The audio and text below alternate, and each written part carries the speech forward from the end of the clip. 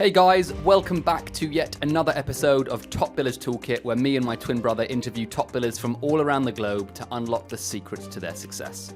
So I'm going to come clean. Today's episode is slightly different from the usual. Our guest is James Ellis. James is an expert in employer branding. Now, before you switch off, why should you care about employer branding?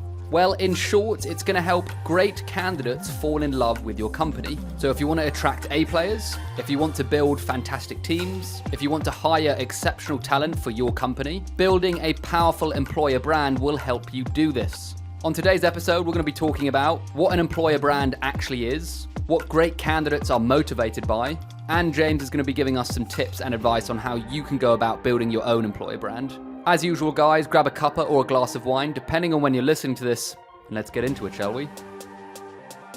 Hey, James, how are you, my friend? I'm good. How's everybody doing? Yeah, very good indeed. So, Top Billers Toolkit, we usually have recruiters coming on here who are, billing substantial numbers, and we go into their BD. You are on the different side of stuff, employer branding. Yes. Still absolutely vital and important to the world of recruitment. And I wanted to get your brain on here so you could share your wisdom, because again, a very, very important part of business. So thank you for coming on, mate. I really appreciate it.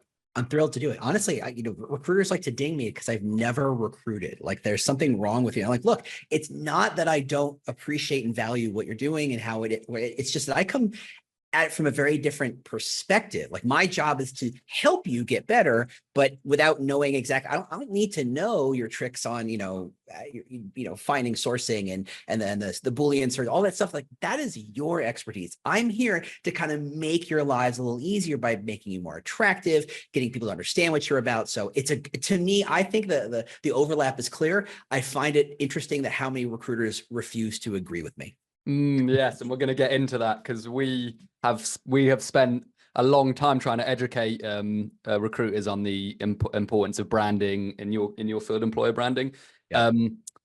Cool. So we always start the podcast with the same question. What's the number one tool in your toolkit, whether it be a mindset, strategy, or software? What would you say, James? Oh man, there's so many things I could talk about. I think the thing that underlies and underpins all of my thinking is that, first off, I work in an industry that is never well funded, and recruiters may feel, oh, that sounds familiar. Like, yeah, no, I know people who work at Amazon, and I'm like, you have all my money. What do you mean you don't have enough resources? And they all go, we're tapped. We have no money. We got to figure out how to do it with duct tape and a good idea and a little cleverness and a couple of paper clips and full MacGyver out. And I'm like, that's the mindset that all employer branders should have. Frankly, it's this idea that there's no one way to do it. There's no right way to do it. And everything is predicated on what resources you have at your disposal. The fact that one company can do it one way is great, but good employer branding is not about saying, what does Google do? What does Facebook do? What does OpenAI do? And just copy it, because unless you're Google or Facebook or OpenAI, what good was it? Right? You've got to find your own way to do it. And it kind of lets you let go of the expectations and let you let go of oh, I don't have enough resources, or I don't have the coolest tech stack, or I don't have whatever. It's like, look, it doesn't matter. I'm well documented for saying you can build a strong employer brand with some sidewalk chalk if you know how to use it. What's that cost? $1. So it's not about resources. It's about how do you approach the opportunities in front of you. Yeah, I love that you said that, James. And I think where's my device? It's right. Oh, here it goes. We have some of the most, powerful technology in our pocket supercomputers. Yeah. And people build empires just with a phone. And so I completely agree with that statement that, if you are smart with your resources, you can absolutely build a powerful employer brand. Totally. So I love that, man. Can we start with the obvious question? Because some people might not really know how to define it or really what it is. And I feel like it is one of these questions that if you give it to someone different, they will give you a completely different answer. What is an employer brand in your definition? The joke in my industry is that if you ask 10 employer branders what an employer brand is, you're going to get 12 answers. Like, it's not quite as bad as it was 10 years ago, but it's still a messy area. So I have two answers for you, and they kind of overlap on each other to make it, actually it's kind of three. So the first is, employer brand is really just what an individual thinks it's like to work for your company. Now, because it's an individual thing, that means what I think it's like to work at Nike and what you think it's like to work at Nike could be different, but we're both right. And that is a very messy kind of thing to kind of have to grapple with.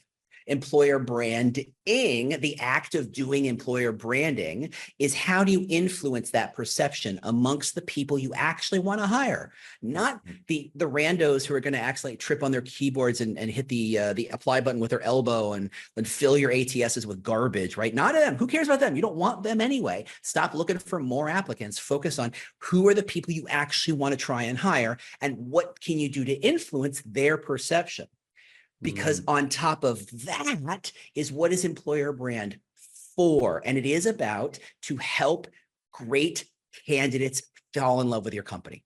That is what it's all about. So I think people kind of get stuck on, oh, well, gosh, Jeff Bezos says it's what people think when you're not in the room. It's like, yeah, that's part of it. And it's all, there's so many definitions for this stuff, but ultimately it's a lot of just mumbo jumbo to get to the point where, how do you get the people you actually want to talk to, you actually want to bring in, the people your hiring managers are going to be thrilled to engage with, to that company, not dragging and kicking and screaming, not grabbing them by the hair and dragging them, but to say, this is why you should be in love with this company, and let me help you understand that. That is employer branding. Absolutely love that. You know what came to mind, James, when you just said that? I've just finished reading, and I'm going to bring a lot of props onto this podcast. Apparently, just finished reading Steve Jobs, and that was a brilliant biography. And he almost created like a mini employer brand within Apple. Everyone wanted to work for him because he was doing such insane stuff. And I just feel like that's kind of similar to what you just said. A good employer brand will bring A players to you, just as Steve Jobs did with his kind of makeshift employer brand. Now, the problem with that is that there's a lot of great examples of that kind of thinking. The problem is we learn the wrong lesson from it. Now, let me break it down. I don't know if this is on your question, but here's how to think about what that is. When we're trying to figure out, how do I get the candidates I actually want to fall in love with me to fall in love with me? I have to understand what they want. Now, there are plenty of companies that say, oh, I have all this survey data that says we asked 100,000, blah, blah, blah, blah. And it's like fashion. It's like hemlines are up and the desire to work from home is down 2 points. Lapels are more narrow and the desire for empowerment is up 1 point. Like, who cares? It's freaking fashion. Who cares? You still have to put clothes on. Ultimately, what people want to know about when they're thinking about their work is 3 things. What are we doing? How do we do it? What do we get when we do it? What is the goal, the purpose, the dent in the universe? What is the experience, the day-to-day, the culture, the interactions, the work from home, the work-life balance, all that stuff? And what's the reward? What's the salary? But also, how am I being rewarded? How am I being developed? How am I growing? What's the status? What's the bonus? All that stuff. And if you understand that Steve Jobs excelled at the idea of trying to get people to say, ignore the fact that working at this company is a flippin' nightmare to most people. It is brutal. It is painful. Ignore that, because what we're trying to do is stick a pirate flag on top of the building, right? He was pure mission, and he attracted people who were attracted to pure mission, and thus he could kind of treat them whatever which way he wanted. He could tell them, no, you're going to work in 18-hour days because it's not right, and I think it can be better, and I think you can squeeze more power out of this chip, and I think you could, like, he's asking the impossible. And if you care about work-life balance, if you care about the experience, it was a nightmare place to work. It's less so now, right? SpaceX is the same way. If you want to get to Mars, guess what? There's only one company trying to get to Mars. So you either join SpaceX and ignore the fact that their management structure sucks and everybody hates their culture and they're not paid very well, because what matters to you is Mars. If what you care about is reward, enjoy Goldman Sachs, enjoy your hedge fund. If what you care about is the experience, Pinterest is a great company. So it shows that, one, candidates are motivated by different things. If we simplify the model, you can find the thing that which you are different, so that you can turn the volume of that, and people go, oh, that's what Apple's like. Oh, that's what Pinterest is like. I want that, or I don't. And that's strong employer branding. It's interesting. Really, I love those examples that you gave there, James. Is it possible, or are there companies out there that have locked down all 3? Because I feel like you gave us examples of different areas. Are there companies that have locked down all 3, or is that quite rare? It's hard, because if you have a strong mission or goal, there's not as much need to reward. Like look at a teacher, look at a nonprofit. They're incredibly smart people doing that work. And what they care about is the mission, the purpose, the goal, less so about the reward. Would they accept more reward? Sure. But as a business, what we learn to do is maximize opportunities. So if suddenly you've got an audience of people who care about that mission, you learn very quickly, you can kind of squeeze the experience and you can kind of squeeze the reward a little bit every day to the point where they're making less and they're working in a less, a suboptimal experience because they are so focused on that. I tend to feel like people want all three, but all things being equal, they will pick one over the others. It's kind of like one of those, you can get it fast, right, or cheap, pick two, right? It's kind of the same way. You can't have all three because you can't serve those needs equally. From Sorry, your one more question, Sam. Okay. Sorry, mate. Just one more. This is going to happen a lot, James. Fight. Yeah. I can kind of understand why recruiters disagree with you because I'm guessing, correct me if I'm wrong, James, they feel like you might be taking them out of their job, which is recruiting. Am I right in saying that? No. That's probably true. Look, it's probably true because I'm making these big splashy statements and saying how recruiting should be. Here's the thing about recruiting. Recruiting is critical to the business. Talent acquisition is legit the only way a company grows. Have a great idea. Good luck turning it into money if you don't have the developers and the salespeople and the admins. The company's growth is a function purely of the people recruiting brings in, which means their value is right up there, up there. The problem is they tend to treat their work as super tactical. The phrase butts in seats sound familiar, right? That should never be a thought, let alone a phrase that we all kind of go, yeah, I know what I'm talking about. What recruiters can do, where employer brand helps recruiters, is say, look, you're hiring for, pick a company. I don't care. I'll just pick Pinterest just because I've been thinking about it lately. You want to hire people for Pinterest. And what they offer is empowerment and support.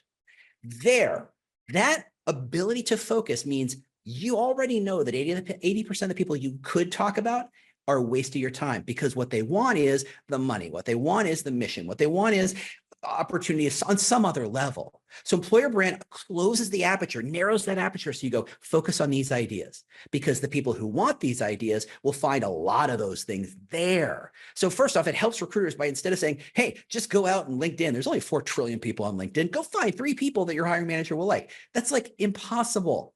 There's a reason why recruiters' jobs are so hard. It's because they're trying to find a needle in the ocean, right? It's not a haystack. It is an ocean of talent. So employer brand says, focus on this. And then because the company is focusing on that message, when the recruiter goes out and finds someone who wants opportunity and support, what's the first thing a candidate does when they get off the phone with a recruiter? The recruiter's made an amazing pitch. They've done a fantastic job. They make this company sound like a great, truly great opportunity. They're an excellent recruiter. What is the next thing a candidate does? Hello, Google. Yes. I'm going to see what the hell is actually going on here. And guess what? If the recruiter has done an expert job of selling this company, but none of that information's on the career site, none of that information's on LinkedIn, none of that information's in the job post, guess what? The recruiter is now a liar. Of course they're not, but the structure says the recruiter has just sold a pig in a poke to a candidate, and the second the candidate can't find any information that validates what the recruiter just said, gone like a shot. There's like a candidate-shaped hole in the wall as they race through it, right?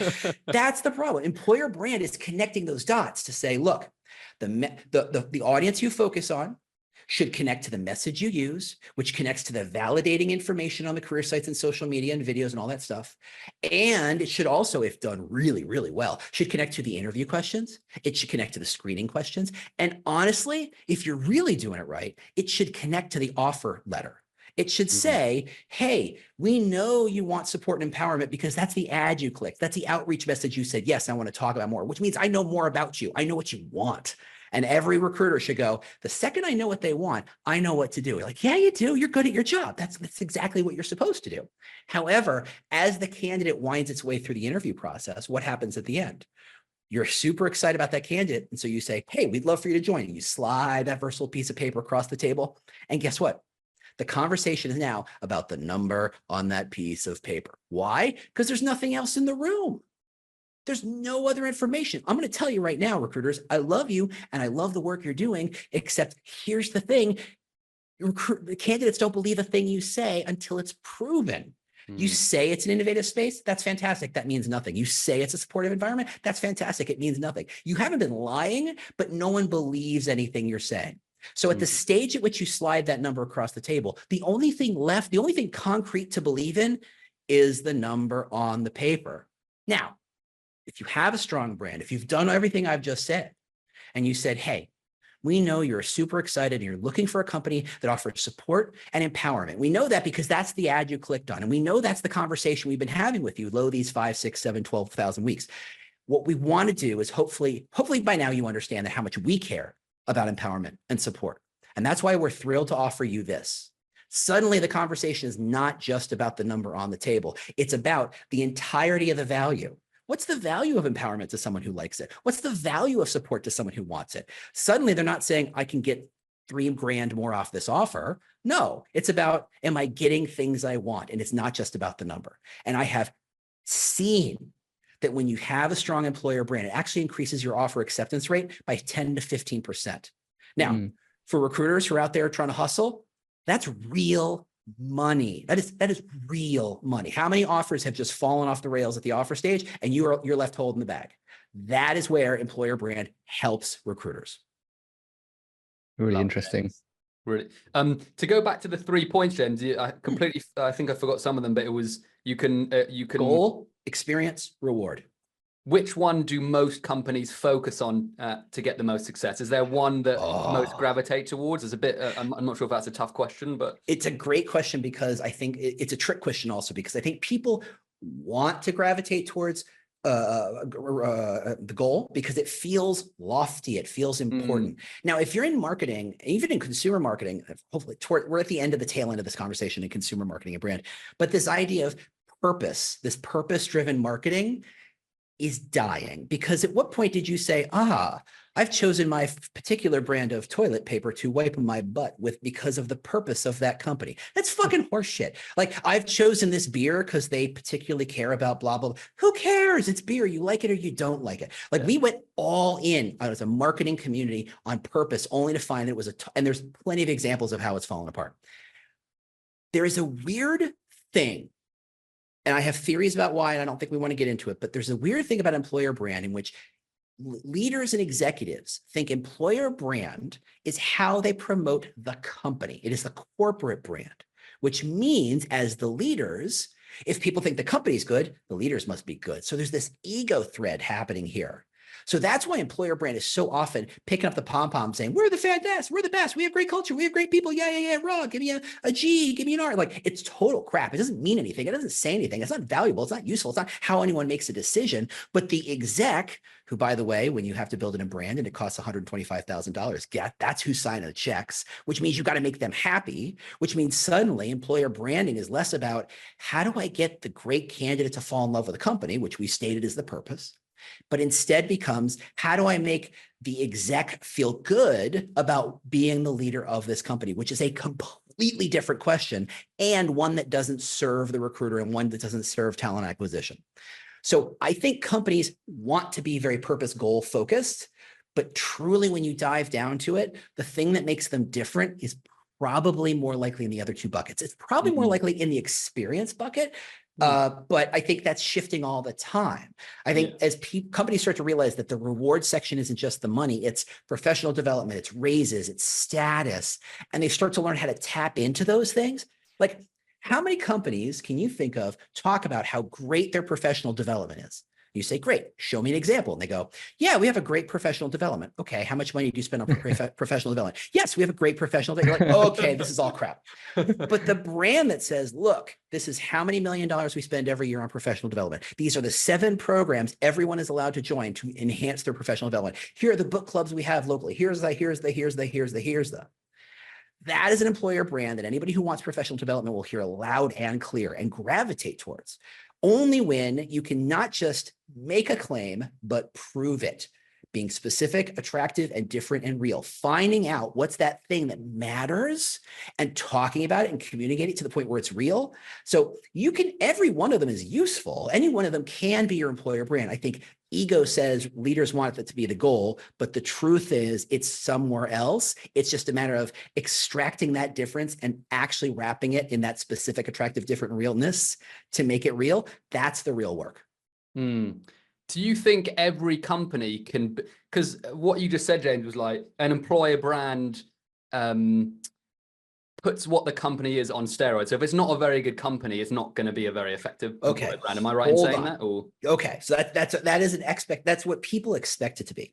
And I like to remove the words good and bad from the equation of employer brand, because ultimately it's about strong or weak. Goldman Sachs, we all know who Goldman Sachs is. We've all seen the articles from 2 years ago, Washington Post saying, oh my God, the junior analysts, they work 100-hour weeks. Oh no, this is horrible. No one will ever want to work at this hellhole ever again. Line forms to the left, people. That line was huge. That article scared the bejesus out of everybody, and employer brand especially, because they thought, oh, Goldman Sachs is in trouble.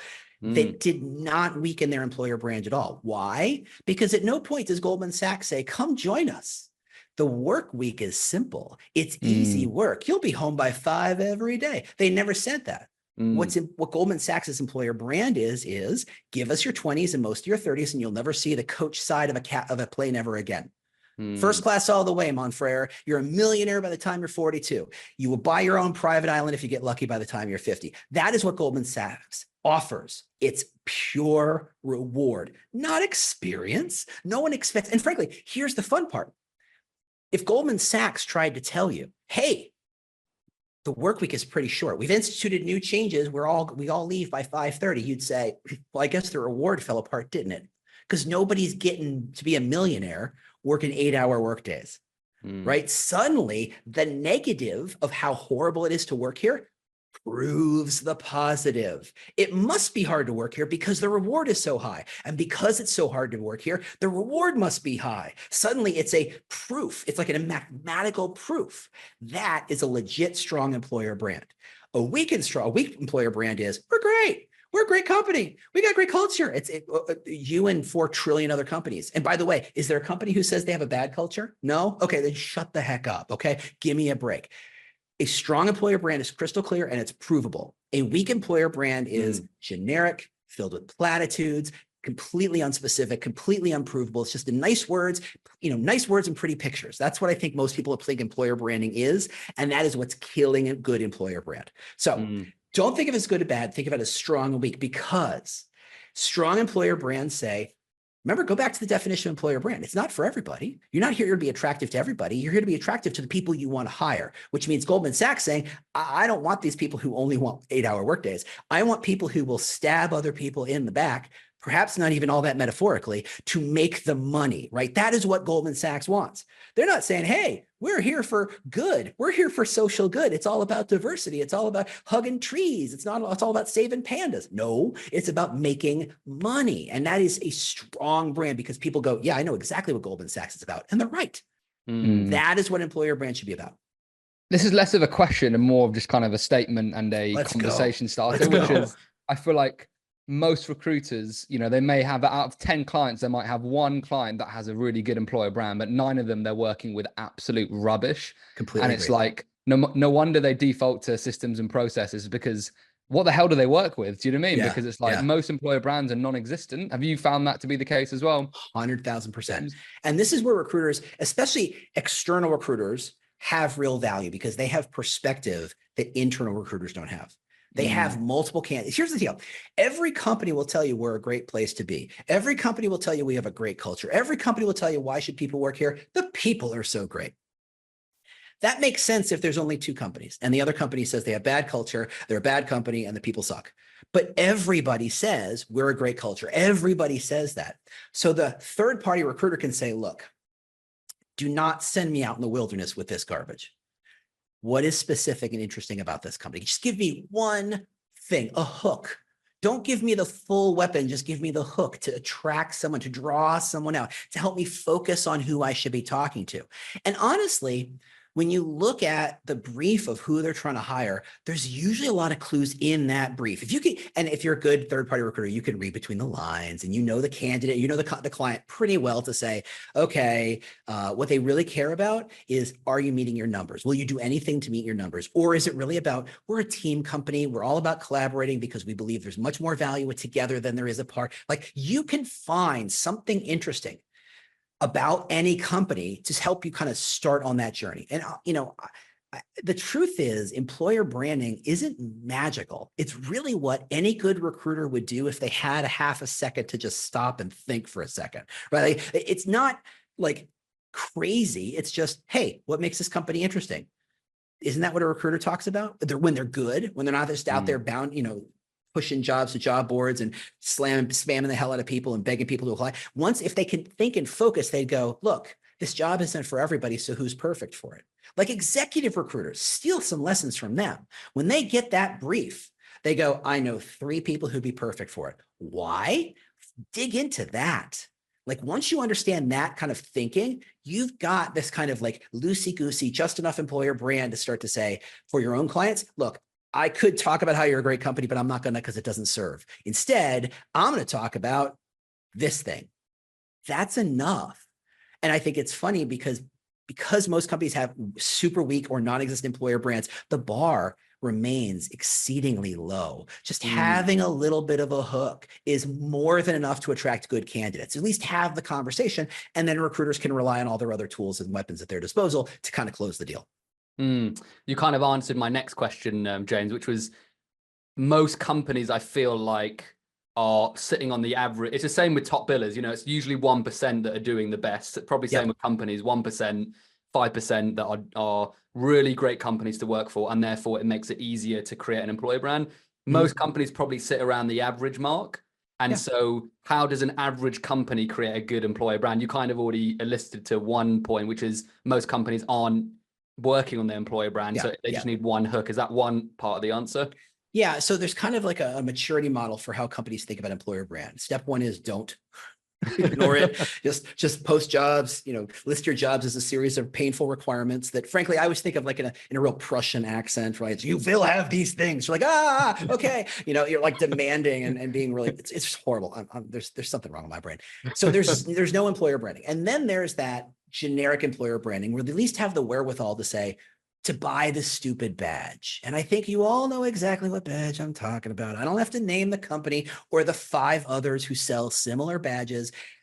And honestly, there's nothing wrong with a badge so long as the badge isn't your entire identity. The badge is good to suggest you cared enough to kind of try, right? There are plenty of companies that don't even bother trying, but the badge is just the beginning. Once you've got the badge and you realize, 7,000 other companies have this badge, and the 5 other companies that offer this badge probably means there's about 100,000 other companies saying the exact same things we're saying.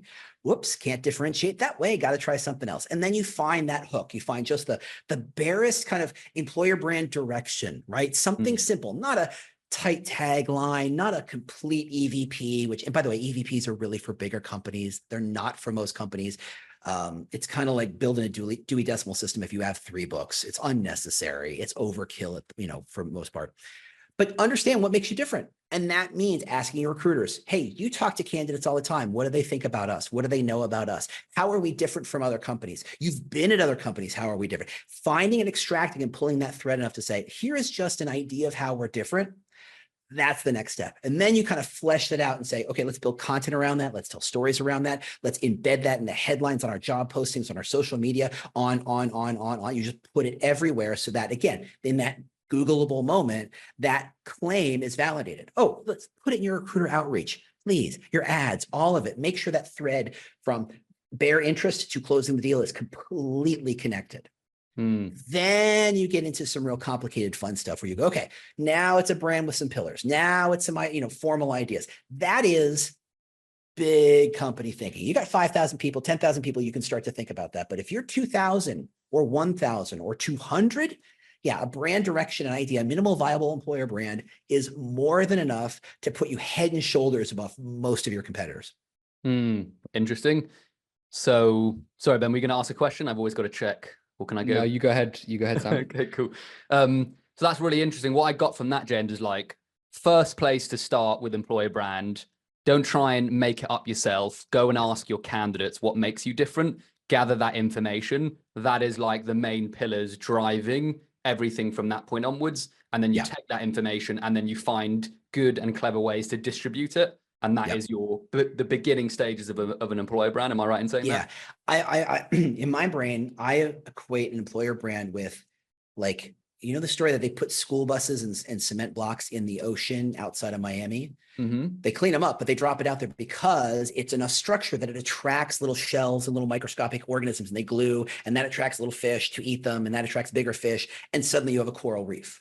The structure attracts just enough. So I think of the initial employer brand of just put something in the water that's enough of a handhold that just a little bit sticks, because a little bit teaches everybody, oh, that's what works. We can go a little bigger, and we can go a little bigger. And suddenly you have a much more complete employer brand. Now, I want to put one little asterisk, because everything you said is 100% true. And one thing I don't really talk about very often is, look, if your employer brand is about your goal, that doesn't mean never talk about the benefits. The employer brand is about the reward. That doesn't mean don't talk about the culture. You have a hook that how you're different, but the truth is 99% of your company is a lot like 99% of other companies. You offer salary, you offer a bonus, you offer benefits, you offer these things that everybody kind of has. That is down the road. You start with a hook. So don't think it's all hook all the time. You have to kind of say, no, we're not a fly-by-night operation. Nope, we're growing. Our stock price is moving up. All the good things you say, but start with the hook. So I just want to kind of clear that up. Have you found a common theme between the types of companies that actually give a shit about their employer brand compared to the ones that don't? I know we can kind of dissect recruiters who care about branding and ones that don't. There's quite a clear difference in their personalities. For a company, I'm sure it's harder to spot, but have you noticed any common themes? There are a couple of big ideas. I think leadership, and when I say leadership, I do include the CHRO, CPO in that mix. People who've drunk the Kool-Aid enough to think their company is special enough. They shouldn't need to have to define its specialness. It's obvious. Hey, they joined it. I know the CEO. The CEO is fantastic. If she joined it, it must be the best company in the world. Yeah, no, nobody knows who you are. Nobody cares what you have to say. Nobody believes anything you say. No, try again. But I think it starts there. It's this ego-driven idea. Sounds almost narcissistic, doesn't it? Yeah. That's a great word for it. I'm glad you said it, and I'm glad I didn't, but yeah, I'm not going to disagree. I'll leave it a little bit. Because that's the thing. Like, I know people who's like, this is my first company. And you're like, that's great. So how can you tell me this is the best company? You have a frame of reference of this company.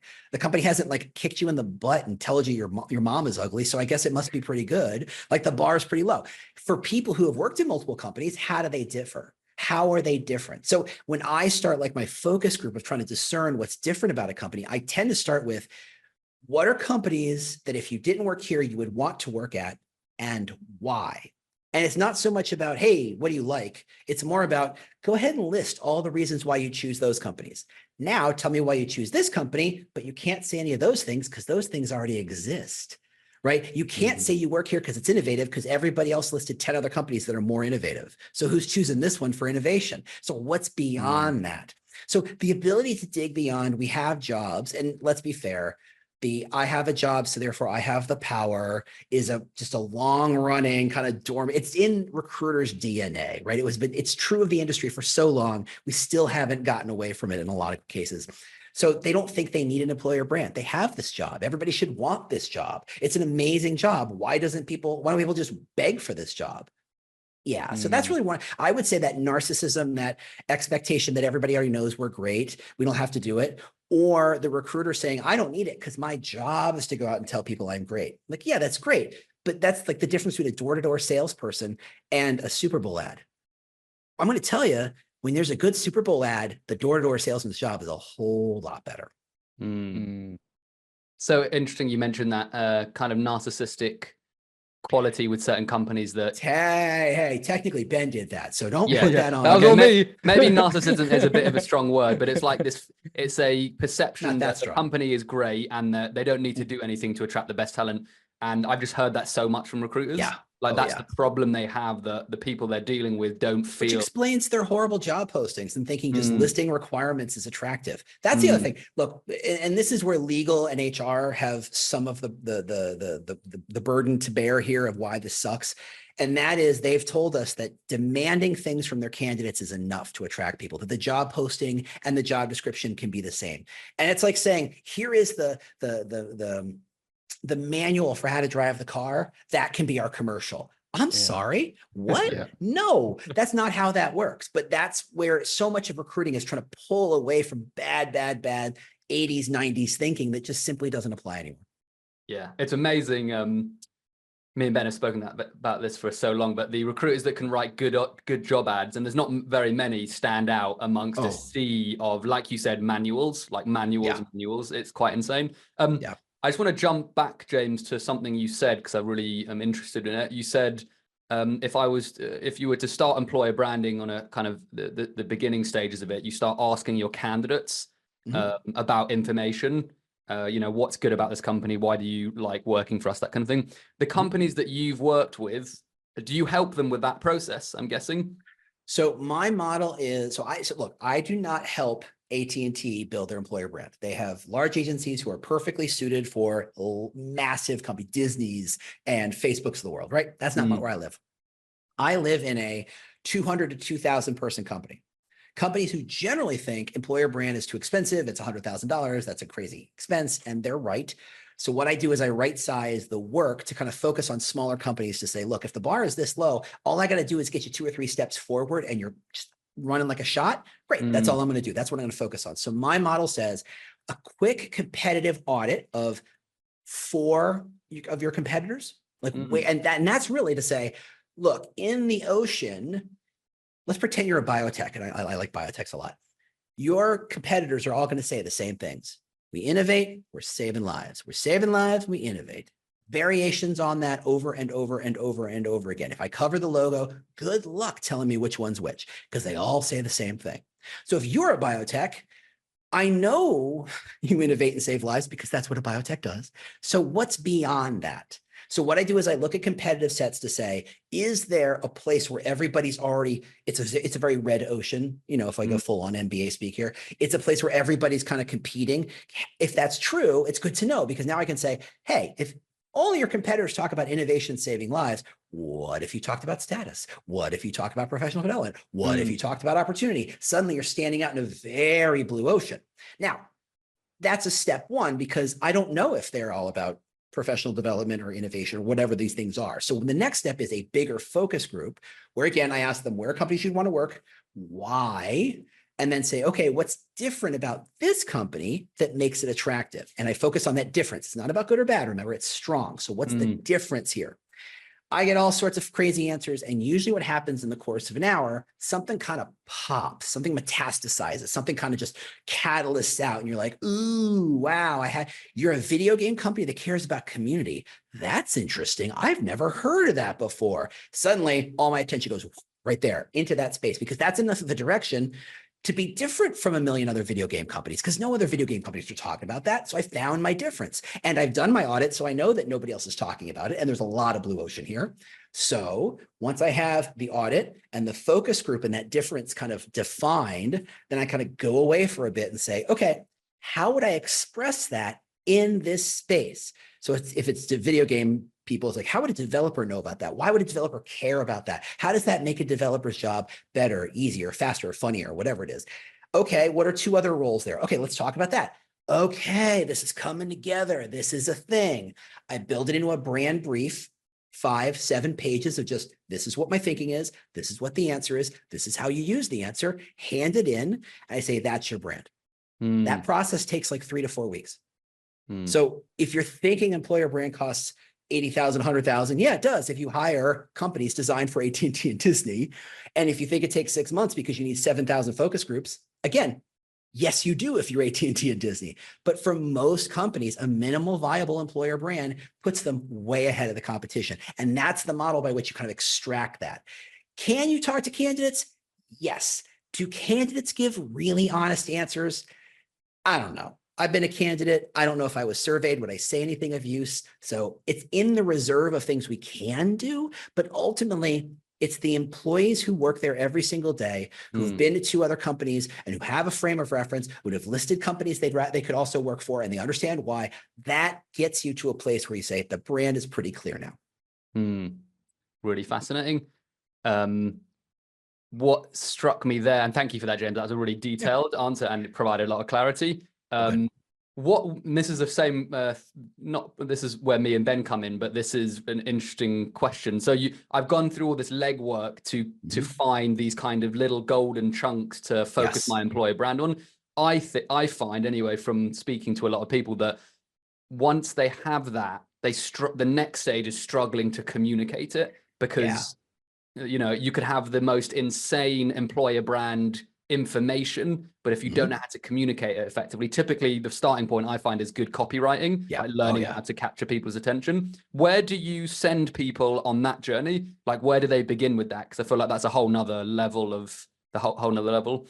100%. So again, I'm, you know, we talked about the very top of this. I'm a guy who uses whatever resources you have. And so I know that most companies have some kind of career site, even if it's a career page, even if it's a career paragraph, right, built into some other larger page. They have they have job postings. They have a LinkedIn channel. They may have an Instagram feed. Maybe they got a YouTube channel. They've got recruiter outreach, pretty standard stuff. Okay.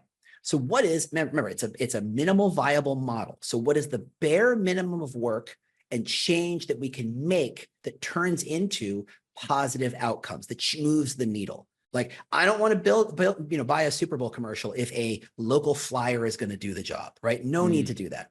So for me, headlines. So I think, first off, don't think of your employer brand as that tight, you know, quippy 4-word tagline that you expect everybody to repeat like parrots and mind of birds. That doesn't help, right? That's what a cult does. And I'm no one, you don't want to hire anybody who wants to be in a cult. I'm presuming. So, okay. If you understand the idea, so it goes back to this video game company, it's all about community. What does that mean for these major audiences? Not for every single role, but enough. And if you understand what that means, you can come up with a couple of headlines.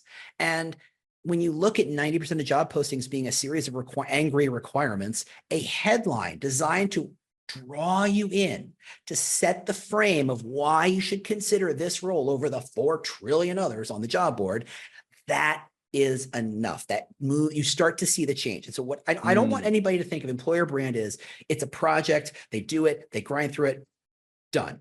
They have to see it as kind of like going to the gym. And the first day of the gym, you're stiff and you're not very strong and you're pulling down 5-pound weights. You're like, oh God, I suck at this. And you do, it's fine. It's day 1. What did you expect? It's day 30 that they go, okay, now I'm moving 25-pound weights. Now let's kettlebell time now. Let's start to, and it grows. And it grows because you see progress at the early stages. So if you say, here's 10 headlines, let recruiters and hiring managers pick which ones they apply. Go ahead and use those headlines as ideas for LinkedIn posts. Go ahead and talk to your social media manager and say, okay, every time you talk, connect it to this idea of community. And it's not that hard to do. And go back to your career site, find 2 or 3 ways to put community into it. What'd that take? Like a day? 2? It's not a lot of work, but doesn't it meet all the requirements of, okay, now recruiters know what to talk about. Now when candidates Google, they start to see these things threaded in. They start to believe it. Wow, this is starting to work. Now let's hire a copywriter. Now let's hire a career site designer. Now let's, whatever the thing is, let's go get a videographer and go nuts. But it starts by seeing small wins first and letting that kind of snowball or flywheel turn into something much, much bigger. Love that. I'm so glad that you said headlines as well, Yeah, James, because it's so applicable with, not that we're throwing what we teach in, but it's so true. Like one of the most important things on LinkedIn when you're trying to attract more candidates or clients as a recruiter is a headline, is a good headline. It's like 80% of the work, which is so interesting. So it's funny how applicable everything you're teaching is to, like, on a smaller level as well for recruiters and individuals. Branding is branding, whether it's selling soda, whether it's selling a company, whether it's selling a role or selling a person. Branding is branding. It's simply the idea of understanding how you're different, how you stand out, the value people get out of it, making it attractive and interesting, and letting things happen from there. Hmm. That's wicked, man. So much great information. I've got a few questions here, but one I really want to cover because I feel like this is a massive problem Uh-oh, here we and go. fear of a lot of people when they put themselves out there. And it was something I saw of one of your posts, James. You said the most expensive employer brand is a bland employer brand. And I think that could be for multiple different reasons, but can you elaborate on that? What did you mean by that when you did that post? There are a lot of reasons. I think the most important and the most business oriented is if you have a generic, bland, let's go back to we're a great company, which is the most generic, most bland of all employer brands. If you say it, no one will hear it. If you post it, people will read it, but they'll be reading it as they scroll past as quickly as they can because you've given them nothing to stop and look at, nothing to consider, nothing that surprises, nothing that engages, nothing that inspires, nothing that informs, nothing that educates, right? Nothing of value. You might as well just say, we're hiring. Spoiler, since I know I'm talking to a bunch of recruiters here, stop that. Just stop. You're wasting everyone's time, most yours. Okay, just don't. Happy to talk about that more depth. But saying we're a great company isn't useful because you now have to spend way more to stuff it in front of people's faces before they even notice it, let alone remember it, let alone take action on it. However, something interesting, something inspiring, something surprising, something clever, something that says, oh, that was not a waste of my time, gets remembered way faster. A weak brand, you have to spend so much more money getting behind. Look at laundry detergent. Like if I were to turn on the TV in the middle of the day, all the soap operas and all the stuff, they're all shooting, hey, buy this laundry detergent. And they spend millions of dollars every year to try and get me to understand the difference between all and era. And I swear to you, as many commercials I've seen, I still can't tell you the difference. And I don't even know what color the bottles are. Like all the money they spent is like, okay, I guess I should put soap in the washing machine, but I already knew that. So what was the value? You're not standing out in any way. So if you're not willing to stand out, if you're not willing to be strong in your brand and what you're committed to, what you care about, what you offer people, shut up and save the money for something else. Go buy yourself an AI tool because whatever, right? If you're not going to be saying anything interesting, saying it louder is not better. I'm sorry. So that's really kind of the core thinking. It's like, it's so much better and effective and cost effective to say something interesting. People show up for interesting stuff. Like, look at Boston Dynamics. They make those terrifying robot videos. Yeah. They're not a very big company. There are only a couple hundred people in that company. And yet, if you were in robotics, they're the only company to work at. Like it is that, and then like 14 steps down, you go, okay, I guess here's a bunch of other companies that are probably pretty good too. And they did it by recording these videos of robots doing crazy stuff. Did they hire a huge team to do that? Did Steven Spielberg come in and CGI it? I hope not. No, they just took their phone and said, this is what our robots are doing right now. And they started to throw some music on it. And then they said, you know what? I bet we could make it wiggle its robotish hips a little bit. And suddenly it's a dance and suddenly everybody's sharing it. That was clever. It was interesting. It was surprising. It was engaging. Guess what? Everybody watched that video. Everybody knows that company. Did it cost them much? No. Had they said we're hiring 4 trillion times, would that have been better? No, it would have been significantly worse. So understanding what you stand for, finding ways to stand out, way more effective than just spending money and throwing problems at it. Yeah, that's brilliant. I'm sure there's recruiters out there that are working with good companies who do have, you know, a hook to work with, but don't know how to ask the right questions, or, you know, just asking the standard questions that aren't really serving them. Do you have an example of any questions that you think recruiters should start asking to get better information from companies? I like questions like, what surprised you about this company when you started? I like, what do people get wrong about this company? What is a part of the story of this company that doesn't get told very often? If this company didn't exist, where would you go to work for and why? It's all about how do you uncover and dig a little deeper into what that difference is. And if it's a company that doesn't have an established employer brand, you're going to have to do some of that legwork on your own. But luckily the bar is pretty low. So it's not like you're going to spend 4 weeks trying to discern an employer brand. If they have an employer brand, ask the question of what is the employer brand and how would you communicate to someone in this role? That gives you enough kind of like surrounding material to get a sense of the shape of what this brand means, right? It's not the platitude, it's not the tagline. It's, when we say community, we mean this, this, and this, but not that and that. Great. Like that is what I think of employer brands as having shapes. Like, Nordstrom is super known here in the States for incredible customer service. And it's known because 30, 40 years ago, someone went on a TV show and said, hey, I returned this product to Nordstrom's. They gave me a refund. They don't even sell it. Not only they don't sell it anymore, they've never sold it. And that story went viral. People went, wow, Nordstrom's really cares about customer service. So suddenly you have the shape of customer service. Now, if you go to another company and say, we care about customer service, like everybody else says it, say, hey, can I return my product that you don't even sell? No. So, okay. So now we know how much you care about, customer service, not at Nordstrom level, but more like the standard. Got it. Having that shape of where the edges are to these claims, super powerful, because I think that the thing recruiters need to worry about, if they don't already, is how to not overstep. Hey, company says they care about collaboration, but that's all they told me. I guess I got to make it up. Look, recruiters are already perceived as used car salespeople, unfortunately. Do not exacerbate that problem by starting to make claims that the company can't back up. So figure out what the shape of that idea is before you start communicating out. Then you're credible, valuable. There's probably supporting evidence that you can leverage. There's videos you can talk about or point to say, this is what we mean. Here's 4 stories about what that means. That is way more powerful. Love that, man. Can't believe how we're coming to the end of the pod, James. I feel like I could speak to you for another 2 hours and pick your brain. I told you you'd have to shut me up. What I'm interested in, James, as well, is, let's say I'm a company, I have good intentions, I've started building my employer brand, everything seems to be going well. What are the biggest mistakes I can make while on this journey? But I've got good intentions. Does that come up a lot, or is it not the case? Yeah, I think so. If I look at people doing employer brand, companies who have hired an employer brander, usually they hire, for the longest time, they hired recruiters who were sick of being recruiters, or marketers who thought this would be easier than being a marketer. Now, both of those things are silly, but that tended to be where people in that role came from. They brought their own baggage.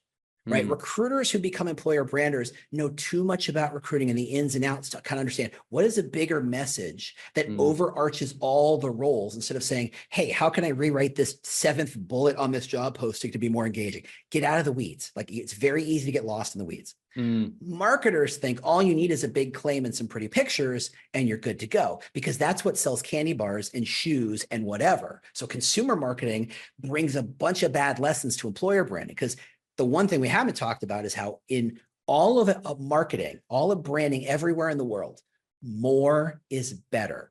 Hey, you want to sell tacos? Sell 1 million tacos, you're employee of the month. You sell jet engines, you sell 12 of them this week, you're employee of the month. More is always better. More leads, more shelf space, more share of voice, more share of wallet, more impressions, more visits, everything. Recruiters know they don't want more. They want better. They want the best possible candidate, because that's what the hiring manager is going to pick based on. So why send them 1,000 candidates when you should be sending them 2? And it's the only kind of marketing and only kind of branding where more is not better. And that takes marketers a long time to kind of connect to. They're so focused on reports that say, look how many impressions we got. Who cares? How many of those impressions were from hireable people? Hey, look at all the people who visit the site. Nobody cares. Look at all the applications we have. Are any of them any good? So the point, they tend to be stuffing the top of the funnel like it's a Christmas goose, instead of thinking, how do we focus on the audience we actually want to speak to? The third audience showing up now is social media managers, who think that employer branding is a more strategic level. And I can see where they're coming from, and they're not wrong, but they come with their own baggage, and they think about, again, impressions, clicks, numbers of channels. Look, I still haven't seen a lot of evidence that TikTok is the way people are going to recruit. Are there companies that are doing a good job with it? Yes. Are they outliers? Abso-flippin-lutely. I don't think just because it's a brand new channel, hey, everybody, it's No Place, we're all going to be on that. Hey, it's Get Real or Be Real or whatever the hell the new one is. Like, social media managers are kind of hyper attenuated to seeing what's new and jumping on that. Most of your employees barely know how to use LinkedIn. Most of your people barely know how to use Instagram. So going on the edges has its own danger. So if you have good intentions, Understand the baggage that comes with it, that comes with doing good employer branding. And I'm going to add one more piece to that. The maturity model of an employer brander is do the tactics. Hey, I know how to make video. Hey, I know how to write copy. Hey, I know how to build a social media channel. I know how to do a thing. The next step is strategy. Should I do a thing? Why do I do the thing? How do I do the thing? Can I do the thing? That's total tactics. And that's how you start. But there's a time in which you say, I can make the best Instagram post, but you start to learn Instagram was not the best channel to do this on. Finally, you go from strategy, you go to politics. If I know how to do a thing and I know why I know how to do the thing, now I need to get more people to help me carry this message. How do I get resources from other teams? How do I get more hiring managers to be advocates, to support what we're doing here? How do I get more of the company to say, that makes sense, let's get behind it, either through funding or just time and focus and adherence to? That is kind of the model. So you understand, based on who you have driving your employer brand, are they tactical? Then you need to get them to be more strategic. Are they strategic? You need to help to get them more political. And if they're more political, you're doing everything right, and I can't tell you what to do. Cool. Wicked, James. Thank you so much, mate. I feel like that was a mini masterclass in employer branding. So thank you for sharing your wisdom and knowledge, mate. And thank you for coming on the pod. Really appreciate it. Oh, no, thrilled to do it. Thanks so much for having me on. Hey guys, thanks for tuning in to this episode. If you enjoyed it, please don't forget to subscribe on YouTube and Spotify. Tune in for another episode next week, and we look forward to seeing you again very soon. Peace and love.